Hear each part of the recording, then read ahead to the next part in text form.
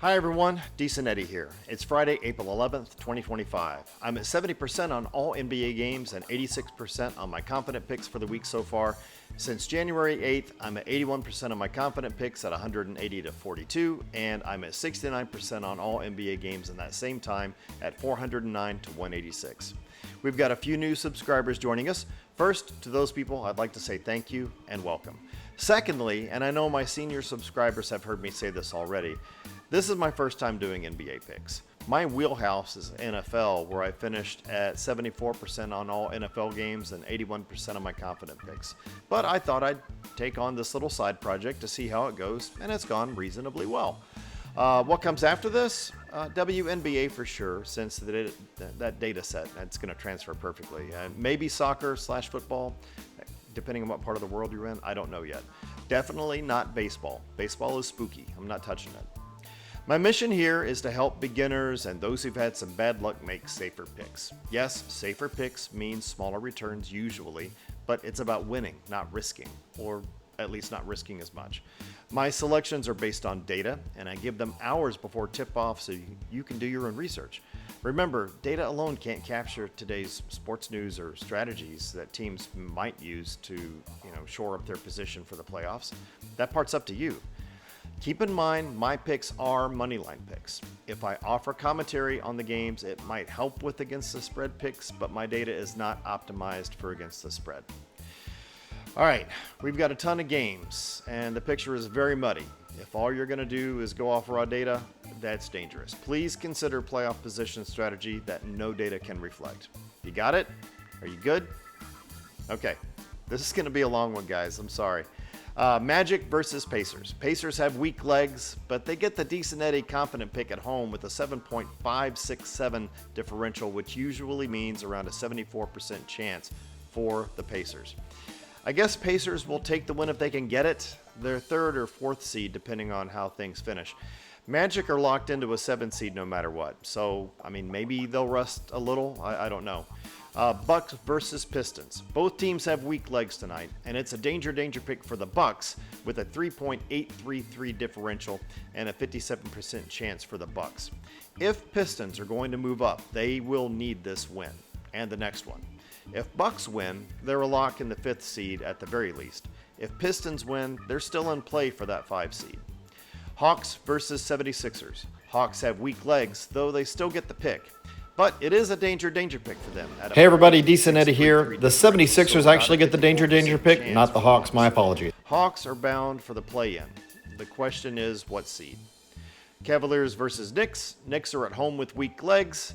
The Cavaliers get the suboptimal nod at a 5.1 differential, so around a 67% chance for the Cavaliers. But remember, it's the end of the regular season, and Cavaliers are 4 games ahead of second place. They may not push Knicks too hard in the interest of saving legs and health, and Knicks are either 3rd or 4th seed depending on how things go. So I guess you could take it like the Knicks need the win more than the Cavaliers, maybe needing the rest. See for yourself.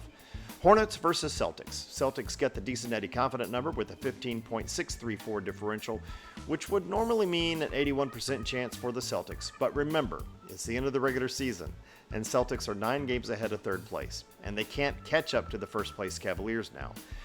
I swear, guys, this weekend is going to kill my confident data numbers, but I am sticking with my data. All right, there's no point in doing it if I'm going to change that up.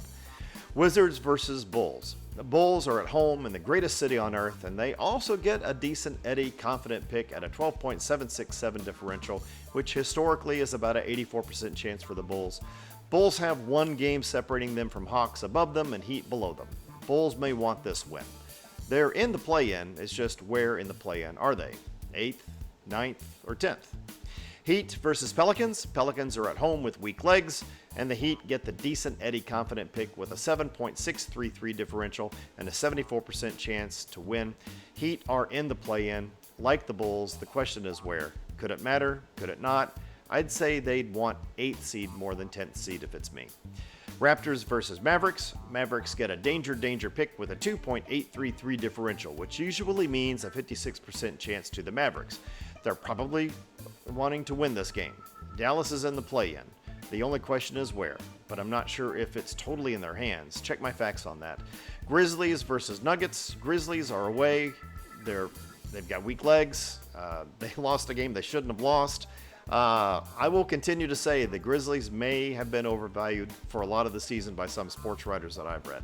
Nuggets get a suboptimal pick here with a 5.567 differential and a 67% chance to win. Grizzlies really messed up last night. They probably want this win, but Nuggets could use the win too. By the data, Nuggets are demonstrably the better team, but be careful. Nuggets could finish anywhere from 3rd to 8th seed, depending on how things go in the next couple days, and home court in round 1 is in the balance for them. Grizzlies are just trying to avoid the play-in. This will be a fight. It's one of the 3 games I'd probably consider watching tonight. Nets versus Timberwolves. Timberwolves get a decent Eddie Confident pick with a 10.166 differential. That's an 83% chance to win. Timberwolves are trying to avoid the play-in tournament. This game matters because there's a difference between 4th seed and 8th seed, honestly. There's not much more to say about it. Thunder versus Jazz. Thunder get a decent Eddie Confident pick with a 14.234 differential, so around an 81% chance to win. But consider this. At 14 games ahead of second place, Thunder probably doesn't need the win, but they still might be able to beat the Jazz from the bench. Honestly, I don't know if I'd touch it. I'm going to put a dime on it to track it and keep my data pure.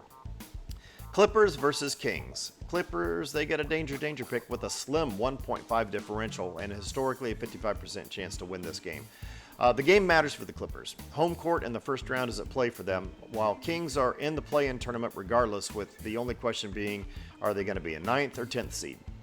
Warriors versus Trailblazers. Warriors get a suboptimal pick with a 6.967 differential, nearly confident, but not. This is a 68% chance to win for Warriors. Objectively, Warriors would want this win if they want a chance to get into the top 6, which is still possible for them. Trailblazers are here because they have to be. Spurs versus Suns. This is a danger pick for the Spurs with a very slim .633 differential, so a 54% chance for the Spurs.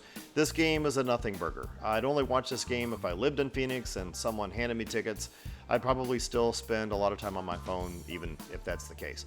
Finally, it's Rockets versus Lakers. It's the Lakers who get a danger pick with a 3.3 differential and a 57% chance to win by the data.